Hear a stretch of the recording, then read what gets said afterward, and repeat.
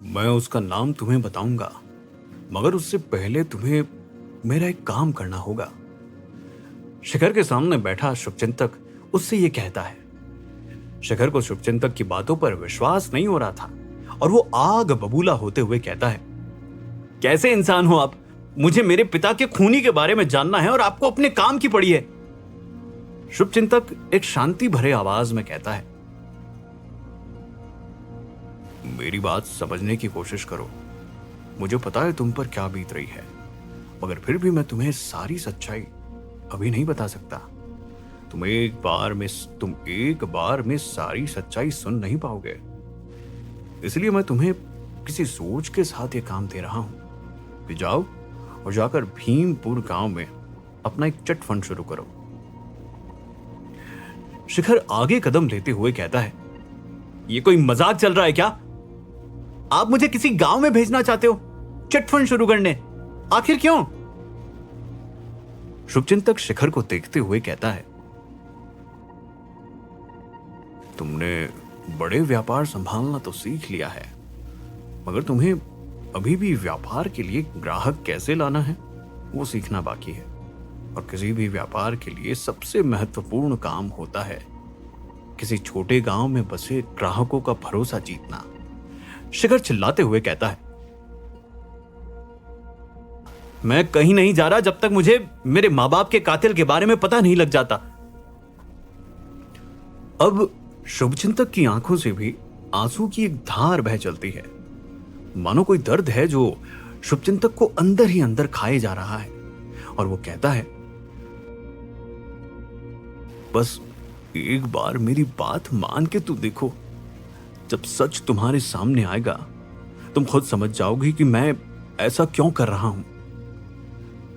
शिखर गुस्से में शुभचिंतक की ओर बढ़ता है और शुभचिंतक को छूने ही वाला होता है कि शुभचिंतक के बगल में बैठे साधु आकर शिखर को कसकर पकड़ लेते हैं। शिखर अपने आप को छुड़ा नहीं पा रहा। शुभचिंतक नम आंखों के साथ खड़े होते हुए कहता है, जाओ और इसे आश्रम के बाहर छोड़ा। ध्यान रखना वापस ना आने पाए ये आश्रम में जब तक मैं इजाजत ना दे दूं। शुभचिंतक के आदेश को मानते हुए साधु शिखर को पकड़ के वहां से ले जाने लगते हैं। शिखर भी चिल्लाते हुए शुभचिंतक को गुहार लगा रहा है, मगर शुभचिंतक कोई प्रतिक्रिया नहीं देता, मानो अपने कान बंद कर लिए हो। शिखर को प्लेन में वापस ले जाया जा रहा है और शिखर प्लेन के बाहर खिड़की से उसी टापू को देखते हुए सोचता है कि इस बार मैं शुभचिंतक के सामने झुककर उसकी बातें नहीं मानने वाला हूं। जल्दी ही लौटूंगा इस टापू पर, शुभचिंतक के मुंह से सारे राज उगलवाने, क्योंकि अगर आज भी मैंने शुभचिंतक की बात मान ली तो वो जिंदगी भर अपनी मर्जी के हिसाब से मुझ पर हुक्म चलाता रहेगा। शिखर तेज सांसों के साथ मुट्ठी बांधते हुए कसकर सीट पर मारता है। थोड़ी देर बाद शिखर अपने घर पहुंचता है। उसका गुस्सा 7वें आसमान पर है और अपने तेज कदमों के साथ जैसे ही घर में प्रवेश करता है, सामने खड़े इंसान को देख के चौंक जाता है और बिना कुछ कहे अपना मुंह फेर अपने कमरे की ओर बढ़ने लगता है। तभी उसे टोकते हुए हॉल में खड़ी अनन्या आवाज लगाकर कहती है, शिखर, क्या मुझे एक बार भी अपना पक्ष रखने का मौका नहीं मिलेगा? एक बार मुझसे पूछ तो लो, आखिर ऐसा क्यों किया मैंने?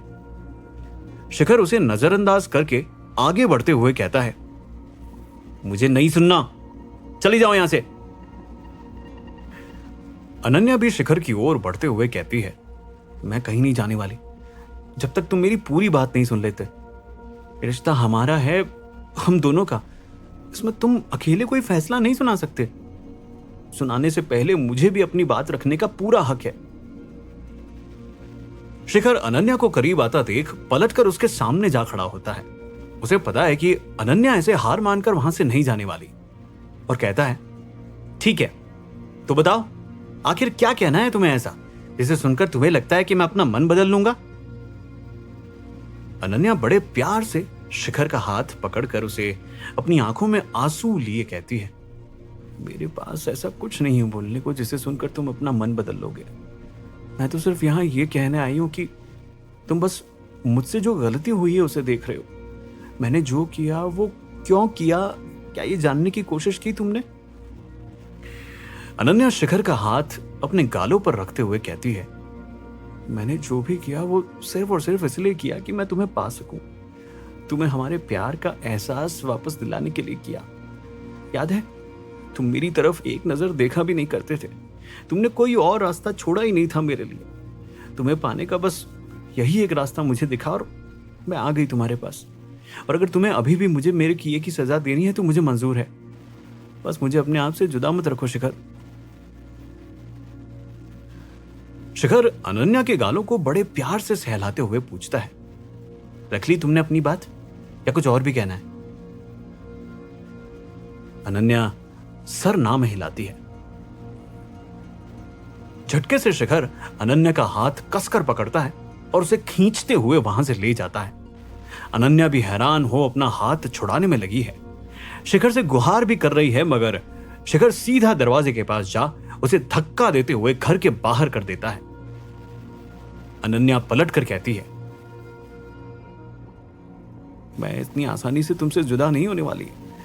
तुम कितना भी मुझे अपने आप से दूर रखने की कोशिश कर लो, मगर मैं तुम्हारी जिंदगी से निकलने वाली नहीं हूं। शिखर अनन्या की बात आगे सुन ना पाया क्योंकि उसने जोर से दरवाजा अनन्या के मुंह पे बंद कर दिया था। शिखर के पास अभी समय नहीं है, उसके मन में तो बस शुभ चिंतक की कही बात चल रही है।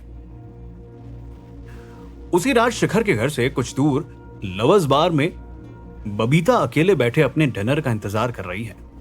तभी बबीता का ध्यान सामने मंच पर जाता है, जहां बार का मैनेजर हाथ में माइक लिए सबका ध्यान अपनी ओर आकर्षित करते हुए कहता है,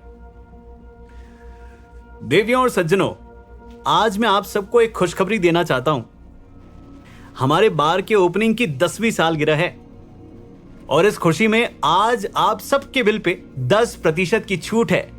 और साथ ही हमने खास प्लान भी किया है, जहां हम इस लवर्स बार में किसी को उसके लवर से मिलाने की कोशिश करेंगे। बबीता भी ध्यान से उसी ओर देखे जा रही है। रवि से नाराज होने के बाद से वो भी थोड़ी अकेली सी हो गई है। मैनेजर अपनी बात जारी रखते हुए कहता है, और हमारी इस कोशिश में पहली प्रतिभागी हैं। बार के बीचों बीच एक स्पॉटलाइट घूमने लगती है जो सारे ग्राहकों के ऊपर से होते हुए बबीता पर आकर रुकती है और मैनेजर बबीता को मंच पर बुलाता है। वहां बैठे सभी की नजर बबीता पर ही है और चेहरे पर एक मुस्कान लिए बबीता उठकर मंच पर जाती है। मैनेजर बबीता से पूछता है, क्या आप सिंगल हैं? बबीता थोड़ा झिझकते हुए जवाब देती है, हां। मैनेजर वहां बैठे लोगों से पूछता है, तो क्या आप में से कोई है जो आज इस खूबसूरत महिला के साथ डिनर करना चाहेगा? मैनेजर का सवाल सुन मानो वहां बैठे सभी लड़कों ने अपना हाथ खड़ा कर लिया। लाल वन पीस में खड़ी खूबसूरत बबीता के साथ डिनर करने का मौका आखिर कौन गंवाना चाहेगा? मैनेजर कहता है, इतना आसान नहीं होगा आप सबके लिए ये। अभी हम इनसे जुड़े 3 सवाल पूछेंगे। जो भी उनके सही जवाब देगा उसे ही इनके साथ डिनर करने का मौका मिलेगा। वहां बैठे सभी कहने लगते हैं, पहले मुझसे पूछो, पहले मुझसे करने लगते हैं। बबीता मैनेजर के कानों में कुछ फुसफुसाती है और मैनेजर कहता है, साथ में एक शर्त और भी है। अगर आपने गलत जवाब दिए तो डिनर का मौका तो छोड़ो, बल्कि इनका पूरा बिल भी चुकाना होगा। यह सुन सब बस अगले ही पल अपना हाथ नीचे कर लेते हैं और तभी उन सब के बीच एक हाथ खड़ा होता है। बबीता की नजर जैसे ही उस शख्स पर जाती है तो उसका मुंह बन जाता है, क्योंकि वो इंसान कोई और नहीं, रवि है। मैनेजर के बुलाने पर रवि उठते हुए मंच की ओर जाता है। वहीं बैठा एक इंसान कहता है, ओए संभल कर काके, कहीं लेने के दिन न पड़ जाए, ओए डिनर भी ना मिले और बिल भी भरना पड़ जाए।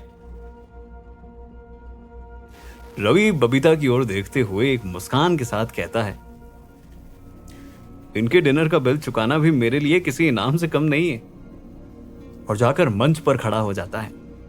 मैनेजर बबीता से अकेले में कुछ सवाल करके उसका जवाब एक कागज पर लिखता है और बबीता को सवाल पूछने को कहता है। बबीता हाथ में माइक लेते हुए बिना रवि की ओर देखे पूछती है, मेरा सबसे पसंदीदा फल कौन सा है? रवि बबीता को ही देखते हुए जवाब देता है, तुम्हें मेहनत करना पसंद है, इसलिए फल भी वही खाती हो जिसे छील कर खाने में भी मेहनत लगे, यानी आम। रवि का जवाब सुनकर मैनेजर कागज में देख कहता है, बिल्कुल सही जवाब। और वहां बैठे सभी रवि के लिए तालियां बजाने लगते हैं। बबीता ये देख अपना मुंह फेर दूसरा सवाल करती है, मेरा सबसे पसंदीदा खेल कौन सा है? रवि चलते हुए बबीता के सामने आते हुए कहता है, जैसा जिनका स्वभाव होता है वैसे ही खेल उन्हें पसंद आते हैं, और इनका तो देख के लड़ाई झगड़े वाला ही लगता है, इसलिए इन्हें WWF की कुश्ती पसंद है। मैनेजर फिर एक बार कागज में देखता है और कहता है, सही जवाब। बबीता रवि को देखते हुए कहती है, सीधा सीधा जवाब दो, घुमा फिरा के जवाब देने की कोई जरूरत नहीं है। रवि भी बबीता को छेड़ते हुए कहता है, सीधा बोलूं या टेढ़ा, जवाब तो सही दे रहा हूं ना। दोनों की लड़ाई शांत करते हुए मैनेजर कहता है, हाँ बस एक ही सवाल बचा है, क्या इसका सही जवाब दे पाएगा ये नौजवान? और बबीता रवि से पूछती है, 7 अजूबों में से मेरा सबसे पसंदीदा अजूबा कौन सा है?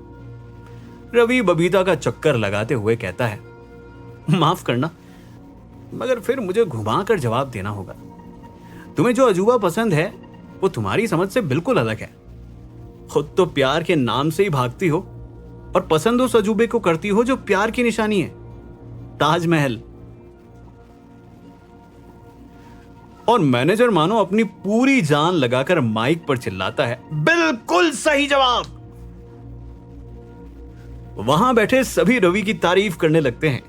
बबीता रवि को कहती है, मुझे नहीं करना तुम्हारे साथ कोई डिनर, मैं यहां से जा रही हूं।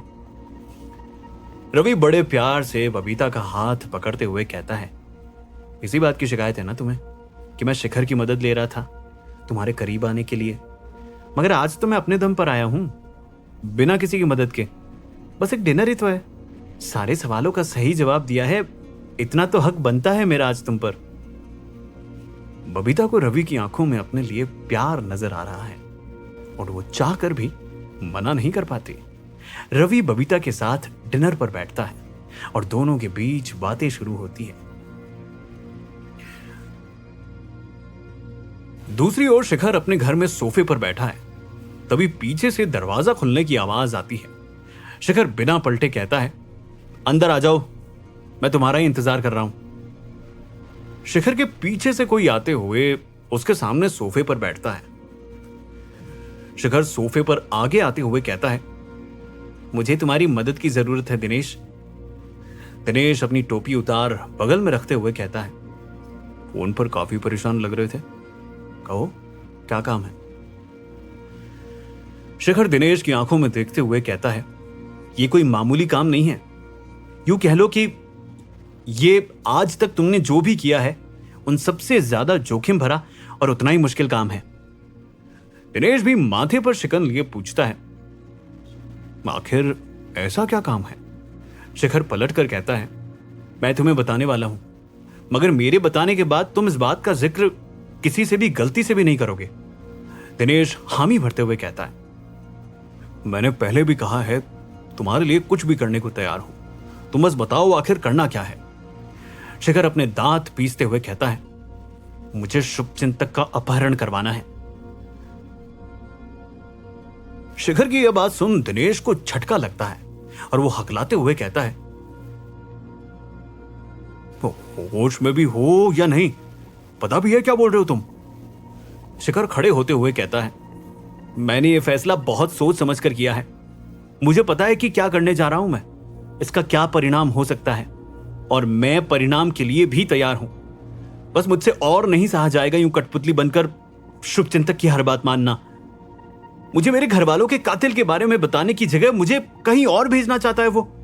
आखिर ऐसा क्या राज है कि एक बेटे को उसके बाप के कत्ल के बारे में नहीं बता सकता? मैंने तो फैसला कर लिया है, तुम चाहो तो मना भी कर सकते हो, मगर मैं तो यह करके ही रहूंगा, भले ही अकेले ही मुझे क्यों ना करना पड़े। दिनेश शिखर को शांत करने की कोशिश करते हुए कहता है, आराम से शांत होकर साथ में सोचते हैं, इसके अलावा और कोई रास्ता हमें जरूर मिल जाएगा, मुझे यकीन है। शिखर दिनेश की ओर मुड़ते हुए कहता है, मैं किसी भी हाल में चाहकर भी शुभचिंतक से यह राज नहीं निकलवा सकता जब तक वो उस आश्रम में है।